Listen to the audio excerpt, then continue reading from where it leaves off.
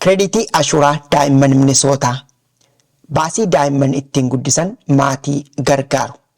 Eenyutu ulaagaa guuta? Maatii Minisootaa kan daa'imman waggaa 18 qaban ashuuraan sirra jiru yoo hin jiraanne ulaagaa ni guutta. Meeqa argachuu danda'u?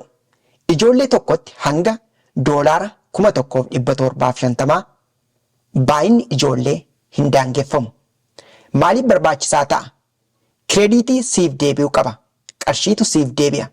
Ijoollee kunuunsuuf, waan mana keessa barbaachisuuf, baasii maatiif. Maal qabaachuu qabdu?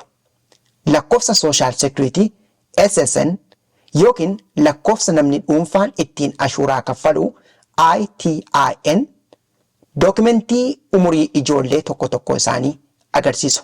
Tajaajilli kun kan kennamu fandii isteeta Minisootaa irraa argameedhaan. Caalaatti baruudhaaf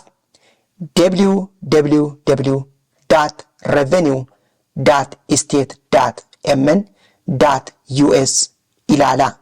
Dhimma kana irratti deeggarsa yoo barbaaddan dhaabbata African Economic Development Solutions lakkoofsa bilbila isaanii 651 646 9411 yookiis marsariitiin isaanii